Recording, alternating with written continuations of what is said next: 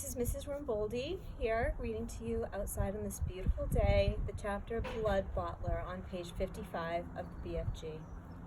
Suddenly, a tremendous thumping noise came from outside the cave entrance, and a voice like thunder shouted, "Runt! Is you there, Runt? I is hearing you jabbling. Who is you jabbling to, Runt?"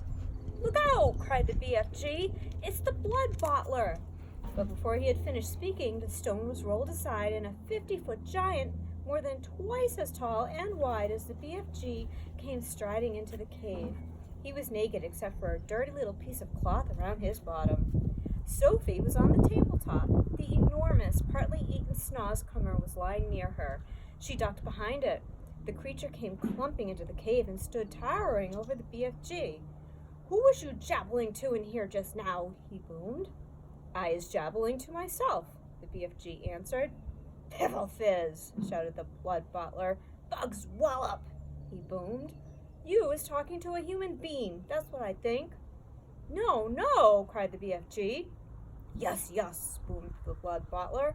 "I is guessing you has snitched away a human being and brought it back to your bunghole as a pet. So now I is winking it out and guzzling it as extra snacks before my supper."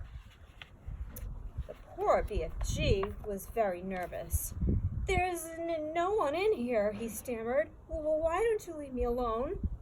The Bloodbottler pointed a finger as large as a tree trunk at the BFG.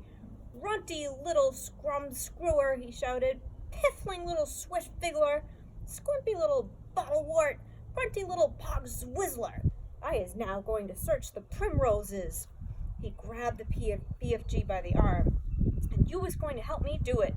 Us together is going to winkle out this tasteful little human being," he shouted. The BFG had intended to whisk Sophie off the table as soon as he got the chance and hide her behind his back, but now there was no hope of doing this. Sophie peered around the chewed-off end of the enormous snozcumber, watching the two giants as they moved away down the cave. The Bloodbottler was a gruesome sight. His skin was reddish pink. There was black hair sprouting on his chest and arms and on his stomach. The hair on his head was long and dark and tangled. His foul face was round and squashy looking. The eyes were tiny black holes. The nose was small, but the mouth was huge. It had spread right across the face, almost ear to ear, and it had lips that were like two gigantic purple frankfurters lying one on top of the other. Craggy yellow teeth stuck out between the two purple frankfurter lips, and rivers of spit ran down over the chin. It was not in the least difficult to believe that this ghastly brute ate men, women, and children every night. The Bloodbottler, still holding the BFG by the arm, was examining the rows and rows of bottles. "You and your piffling bottles," he shouted. "What is you putting in them?" "Nothing that would interest you," the BFG answered. "You was only interested in guzzling human beings. And you is dotty as a dog's waller," cried the Bloodbottler. Soon the Bloodbottler would be coming back, Sophie told herself, and he was bound to search the tabletop. But she couldn't possibly jump off the table. It was 12 feet high. She'd break a leg. The snozcumber, although it was as thick as a perambulator, was not going to hide her if the Bloodbottler picked it up. She examined the chewed-off end. It had large seeds in the middle, each one as big as a melon. They were embedded in soft, slimy stuff. Taking care to stay out of sight, Sophie reached forward and scooped away half a dozen of these seeds. This left a hole in the middle of the snozcumber large enough for her to crouch in so long as she rolled herself up into a ball. She crawled into it. It was a wet and slimy hiding place, but what did that matter if it was going to save her from being eaten? The Bloodbottler and the BFG were coming back towards the table now. The BFG was nearly fainting with fear. Any moment, he was telling himself, Sophie would be discovered and eaten. Suddenly, the Bloodbottler grabbed the half-eaten snozcumber. The BFG stared at the bare table.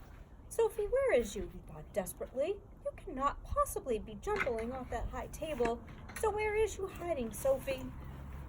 "So this is the filthing, rotsome glubbage you was eating," boomed the Bloodbottler, holding up the partly eaten snozcumber. "You must be cockles to be guzzling such scrub squash." For a moment, the Bloodbottler seemed to have forgotten about his search for Sophie. The BFG decided to lead him further off the track. That is the scrumdiddly umptious snozzcumber, he said. I is guzzling it gleefully every night and day. Is you never trying a snozzcumber, Bloodbottler? Human beans is juicier, the bottler said. You is talking rummy tot, the BFG said, growing braver by the second. He was thinking that if only he could get the Bloodbottler to take one bite of the repulsive vegetable, the sheer foulness of its flavor would send him bellowing out of the cave.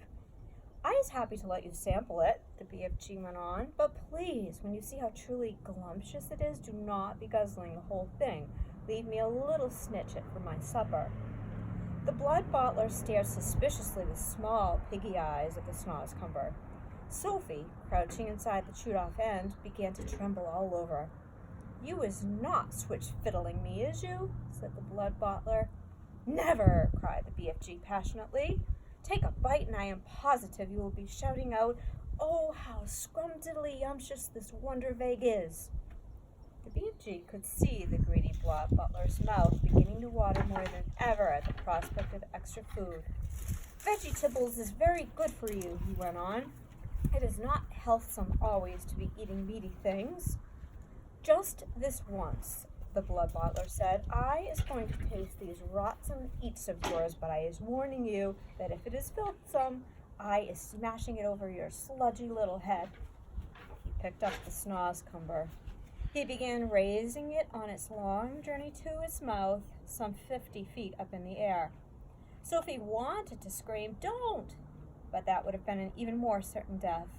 Crouching among the slimy seeds, she felt herself being lifted up and up and up. Suddenly, there was a crunch as the Bloodbottler bit a huge chunk off the end. Sophie saw his yellow teeth clamping together a few inches from her head. Then there was utter darkness. She was in his mouth. She caught a whiff of his evil-smelling breath. It stank of bad meat. She waited for the teeth to go crunch once more. She prayed that she would be killed quickly. Yosh! Roared the Bloodbottler. Ugh-welch! Eek! And then he spat. All of the great lumps of snozzcumber that were in his mouth, as well as Sophie herself, went shooting out across the cave. If Sophie had struck the stony wall of the cave, she would most certainly have been killed. Instead, she hit the soft folds of the BFG's black cloak hanging against the wall. She dropped to the ground, half stunned. She crawled under the hem of the cloak, and there she crouched. You little swine bugler, roared the Bloodbottler. You little pig's willer. He rushed at the BFG and smashed what was left of the snozzcumber over his head. Fragments of the filthy vegetable splashed all over the cave. You was not loving it? The BFG asked, innocently rubbing his head. Loving it, yelled the Bloodbottler. That is the most disgusterous taste I is ever touching my teeth. You must be buggles to be swallowing slush like that. Every night you could be galloping off happy as a hamburger and gobbling juicy human beans. Eating human beings is wrong and evil, the BFG said. It is guzzly and glumptious, shouted the Bloodbottler, and tonight I is galloping off to Chile to swabble a few human chili beans. Is you wishing to know why I is choosing Chile? I is not wishing to know anything, the BFG said, very dignified. I is choosing Chile, the Bloodbottler said, because I is fed up with the taste of Esquimaux. It is important I has plenty of cold eats in this scuddling hot weather, and the next coldest thing to an Esquimau is a chili bean. Human beans from Chile is very chilly. Horrible, the BFG said. You ought to be ashamed. Other giants is all saying they is wanting to gallop off to England tonight to guzzle school childers, the Bloodbottler said. I is very fond indeed of English school childers. They has a nice, inky, booky flavor. Perhaps I will change my mind and go to England with them. You is disgusting, the BFG said. And you is an insult to the giant peoples, shouted the Bloodbottler. You is not fit to be a giant. You is squinky like Squiddler. You is a piffling little pitsqueak. You is a cream puff nut. With that, the horrible blood-bottling giant strode out of the cave. The BFG ran to the cave entrance and quickly rolled the stone back into place. Sophie, he whispered. Sophie, where is you, Sophie? Sophie emerged from under the hem of the black cloak. I'm here, she said. The BFG picked her up and held her tenderly in the palm of his hand. Oh, I is so happy to be finding you all in one lump, he said. I was in his mouth, Sophie said. You was what? Cried the BFG. Sophie told him what had happened.